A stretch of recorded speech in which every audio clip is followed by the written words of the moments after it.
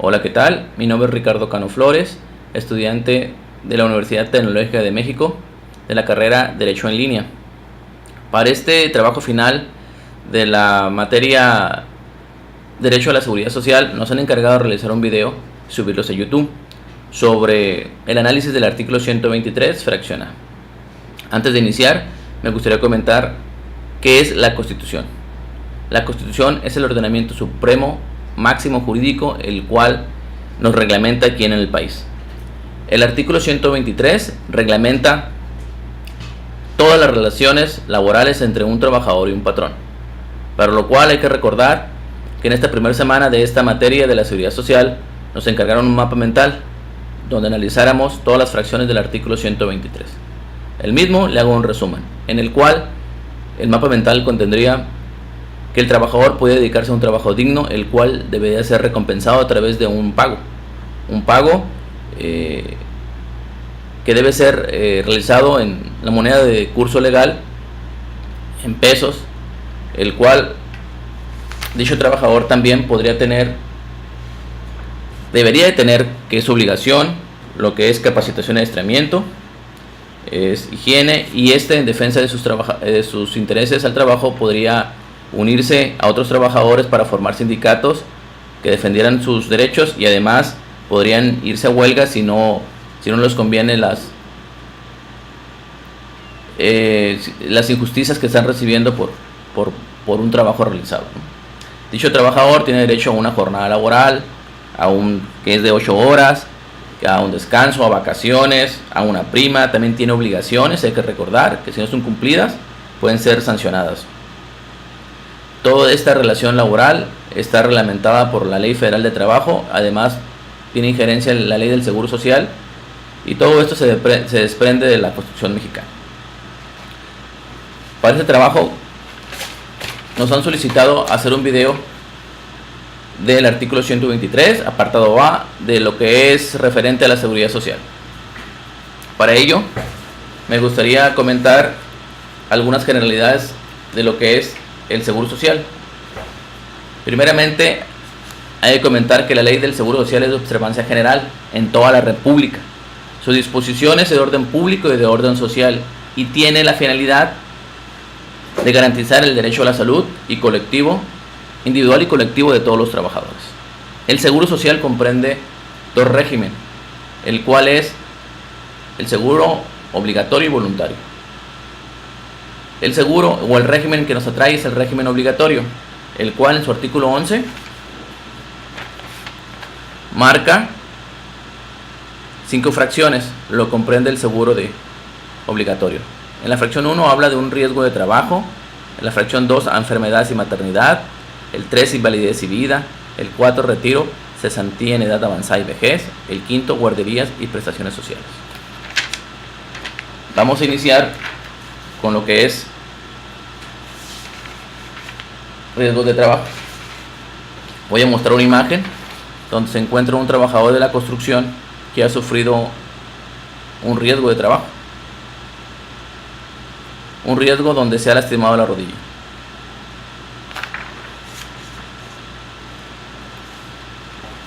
El riesgo de trabajo está contemplado en la ley del Seguro Social, y habla que el riesgo de trabajo, en su artículo 41, son todos los accidentes y enfermedades a que están expuestos los trabajadores en ejercicio o con motivo del trabajo.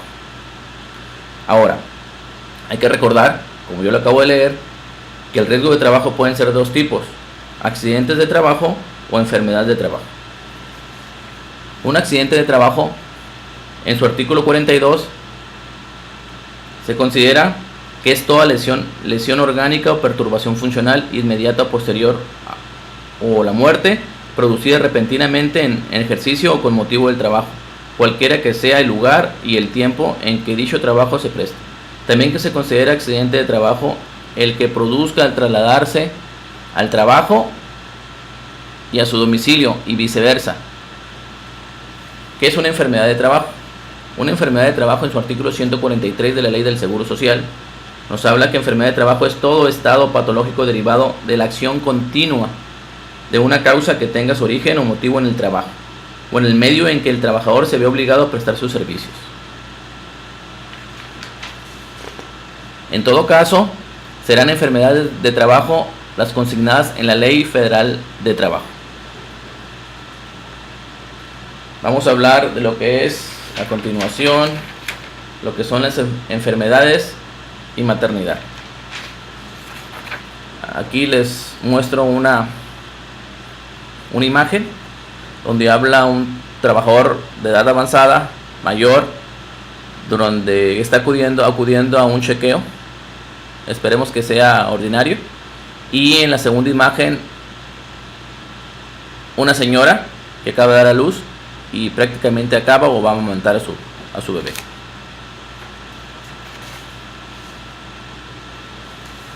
Seguro de enfermedades y maternidad. Este seguro garantiza las prestaciones de salud económicas y de lactancia a los asegurados y a sus beneficiarios activos. Las prestaciones médicas tienen como propósito proteger al trabajador y a sus beneficiarios ante las contingencias de salud. Háblese de enfermedad y maternidad, accidentes no profesionales, que se les suelen presentar, y a la reparación del daño económico que éstas pudiesen causarle a él y a sus familiares. Los sujetos amparados por este seguro es el asegurado, en primer lugar o en primera línea, el pensionado por incapacidad permanente total o parcial, invalidez, cesantía en edad avanzada y vejez, y viudez, orfandad o ascendencia. Habla que la esposa también es sujeto a este seguro. A falta de la esposa son los hijos menores de 16 y mayores de 16, siguiendo disposiciones legales que contempladas en este instituto. También habla que a falta de hijos y de esposa están sujetos a este seguro lo que es la concubina. Habla que el padre y la madre del asegurado que vivan en el hogar y que dependan económicamente del mismo. La forma de financiamiento de este seguro habla que los recursos necesarios para cubrir las prestaciones en dinero, las prestaciones en especie y los gastos administrativos del seguro de enfermedades y maternidad se obtendrán de las cuotas que están obligadas a cubrir los patrones y trabajadores o demás sujetos y de la contribución que corresponda al Estado. En el artículo 106 de la Ley del Seguro Social nos marca que las prestaciones en especie del seguro de enfermedades y maternidad se financiarán de la siguiente forma. Por el asegurado se pagará mensualmente una cuota diaria patronal equivalente a 13.9% de un salario mínimo general diario para el Distrito Federal. Para los asegurados cuyo salario base de cotización sea mayor a 3 veces del salario mínimo general diario para el Distrito Federal, se cubrirá, además de la cuota establecida en la fracción anterior, una cuota adicional patronal equivalente al 6% y otra adicional obrera del 2% de la cantidad que resulte de la diferencia entre el salario base de cotización y 3 veces el salario mínimo. En la fracción 3 habla que una forma de financiamiento de este seguro es por el gobierno federal, el cual cubrirá mensualmente una cuota diaria por cada asegurado, equivalente a 13.9% de un salario mínimo general para el Distrito Federal. A la fecha de entrada en vigor de esta ley, la cantidad inicial que resulte se actualizará trimestralmente de acuerdo al Índice Nacional de Precios del Consumidor. En el artículo 107, las prestaciones en dinero del Seguro Social, del seguro de enfermedades y maternidad se financiarán con una cuota del 1% sobre el salario base de cotización, que se pagará de la siguiente forma. A. Los patrones le corresponderá pagar el 60% de dicha cuota. A los trabajadores le corresponderá pagar el 25% de la misma. Y al gobierno federal le corresponderá pagar el 25% restante. En el artículo 108 nos marca que las aportaciones del gobierno federal están cubiertas en pagos mensuales iguales equivalentes a la 12ª parte de la estimación que presente el instituto para el año siguiente en la Secretaría de Hacienda y Crédito Público en el mes de julio de cada ejercicio. Dentro de las prestaciones de este seguro nos habla el artículo 191 que en caso de enfermedad no profesional el instituto otorgará al asegurado asistencia médica, quirúrgica, farmacéutica y hospitalaria que sea necesaria desde el comienzo de la enfermedad y durante el plazo de 52 semanas para el mismo padecimiento. En el artículo 94 de la ley en mención, la Ley del Seguro Social, en caso de maternidad, el instituto otorgará a la asegurada durante el embarazo, el alumbramiento y el puerperio las prestaciones siguientes. La fracción 1 habla de la asistencia obstétrica. En la fracción 2 ayuda en especie por 6 meses por lactancia y capacitación y fomento para lactancia materna y amamantamiento, incentivado a que la leche materna sea alimento exclusivo durante 6 meses. En la fracción 2 habla de, durante el periodo de lactancia tendrán derecho a recibir 2 reposos extraordinarios por día, de media hora cada uno, o bien un descanso extraordinario por un día, de 1 hora para amamantar a sus hijos. En la fracción 4, una canastilla al nacer el hijo, cuyo importe será señalado por el Consejo Técnico. Las prestaciones en dinero, en el artículo 96 de la ley en mención, nos habla que el asegurado tendrá derecho a un subsidio en dinero que se otorgará cuando la enfermedad lo incapacite para el trabajo. Vamos a hablar lo referente a lo que es la fracción 3, referente a invalidez y vida. Muestro la imagen de una silla de ruedas, un doctor que sujeta a un trabajador pensionado que ha sufrido invalidez.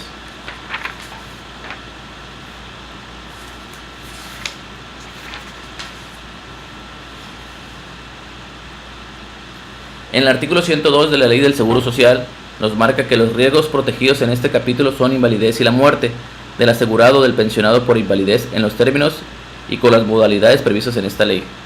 En el artículo 113 nos marcan el otorgamiento de prestaciones establecidas en este capítulo, que requiere el cumplimiento de periodos en espera, medidos en semanas de cotización reconocidas por el Instituto, según sean señaladas las disposiciones relativas en cada uno de los riesgos.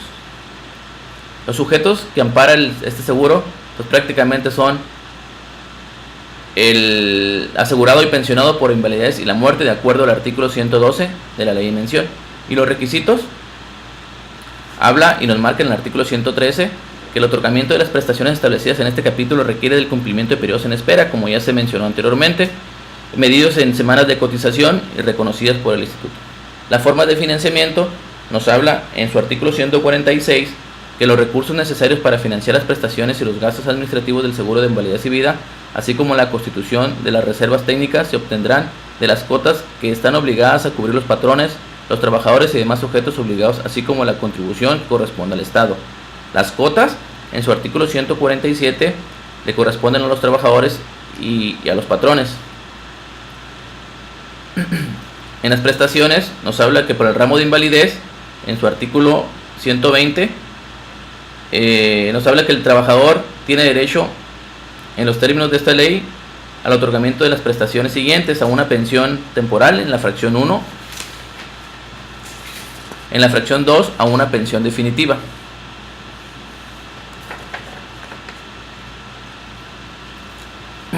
De acuerdo al seguro del ramo de vida, nos habla en el artículo 127 que cuando ocurra la muerte del asegurado o del pensionado por invalidez, el Instituto otorgará a sus beneficiarios, conforme a lo dispuesto por el presente capítulo, las siguientes prestaciones: la pensión, número 1, como la fracción 2 habla de una pensión por orfandad, en la fracción número 1 hablaba por una pensión de viudez, el número 3 pensión a ascendientes, el número 4 ayuda asistencial a la pensionada por viudez en los casos en que lo requiera, de acuerdo con el dictamen médico que efecto se formule, el quinto la asistencia médica en los términos de esta ley.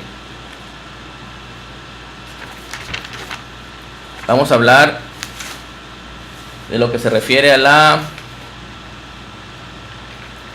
fracción 4 del seguro obligatorio correspondiente al retiro, cesantía en edad avanzada y vejez. Muestro la imagen, un grupo de personas de edad avanzada,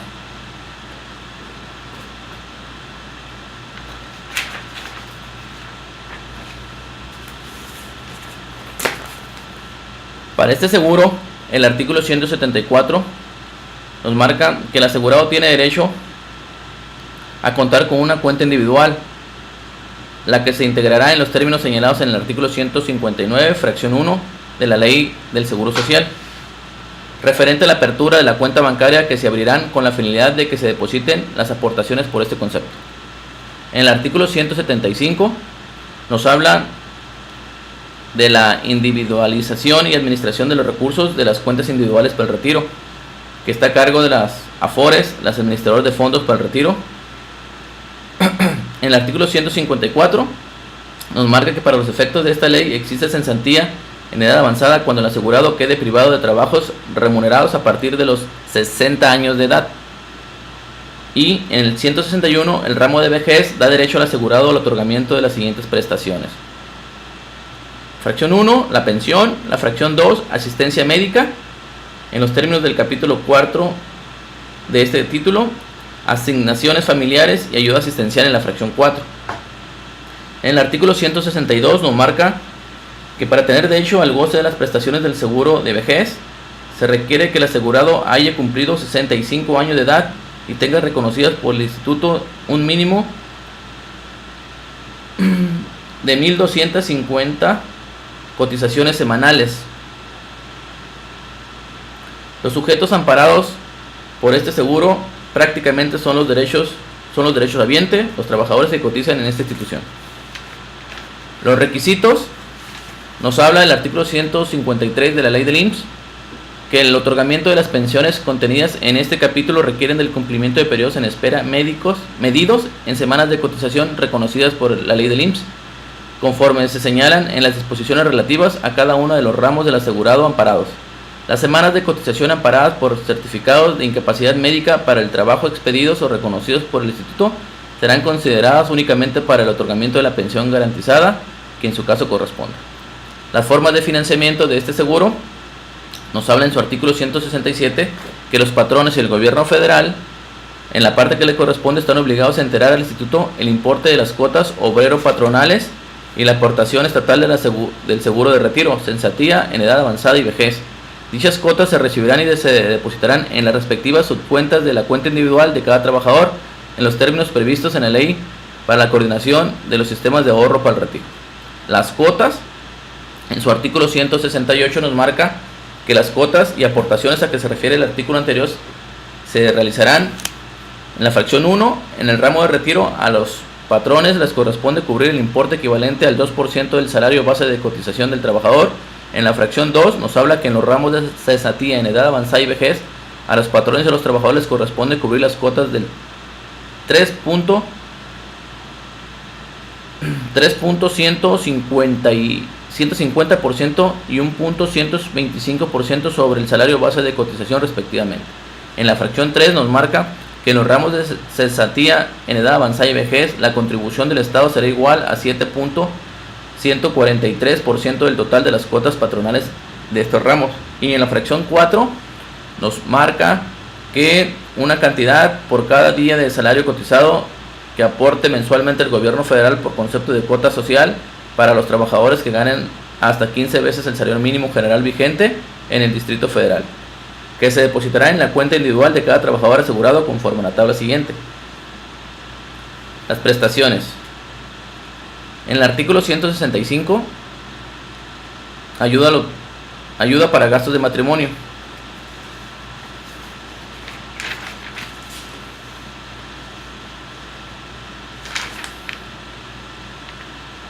En el artículo 175, la individualización y administración de los recursos de las cuentas individuales para el retiro estará a cargo de la administradora de fondo para el retiro.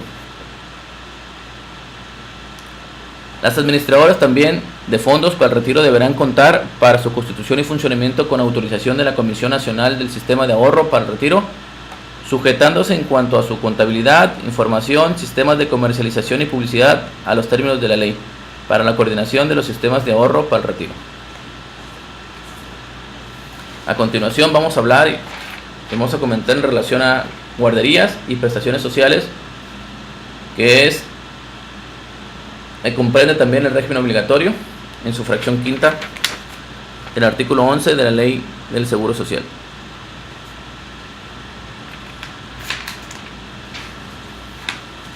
Les muestro una imagen donde aparece una guía, una persona que está cuidando una guardería a varios niños.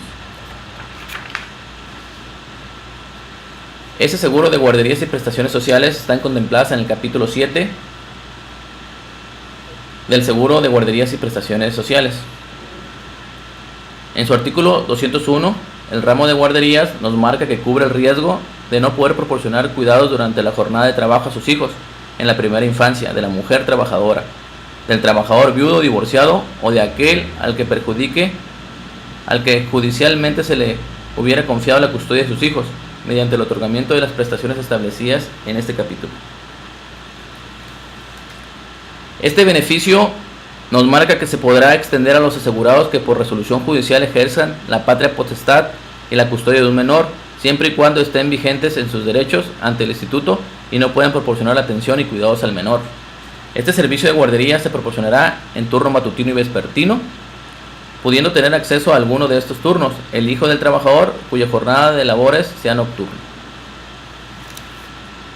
Dentro de las prestaciones de estos seguros, en su sección segunda del ramo de las prestaciones sociales, en su artículo 208 nos habla que las prestaciones sociales comprenden las prestaciones sociales institucionales, cuya finalidad es fomentar la salud, prevenir enfermedades y accidentes, así como contribuir a elevar los niveles de vida de la sociedad. El 2. Las prestaciones de solidaridad social, en su artículo 210 comprende la promoción a la salud, la educación higiénica, los primeros auxilios, estrategias para mejorar la calidad de vida, que aseguren las costumbres y estilos de vida saludables, impulso a actividades deportivas, culturales y recreativas, centros vacacionales, etc. En su artículo 211 de la ley del IMSS, nos marca que los patrones cubrirán íntegramente la prima para el financiamiento de las prestaciones de este capítulo.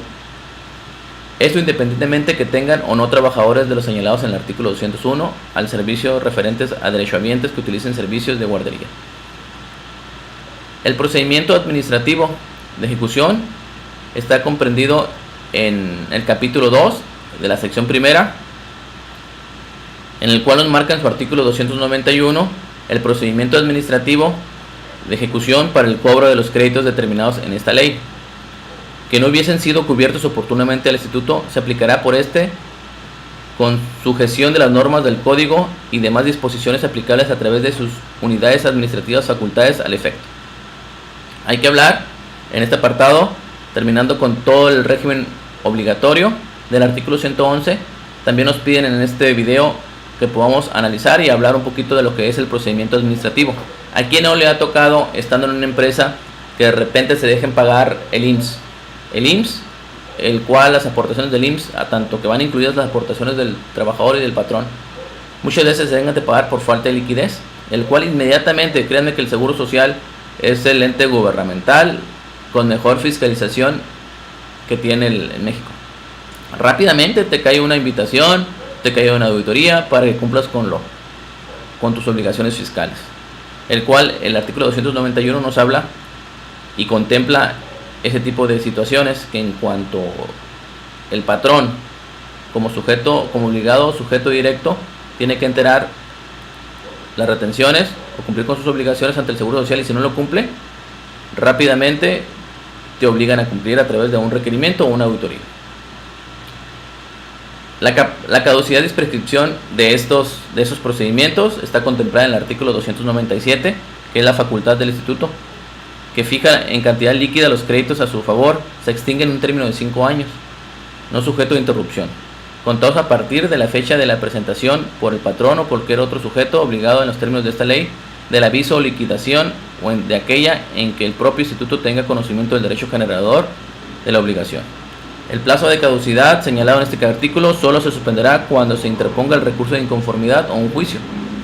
En el artículo 208, la obligación de enterar las cuotas y los capitales constitutivos prescribirá a los 5 años de la fecha de su exigibilidad, y la prescripción se regirá en cuanto a su consumación e interrupción por las disposiciones aplicables del Código Fiscal de la Federación.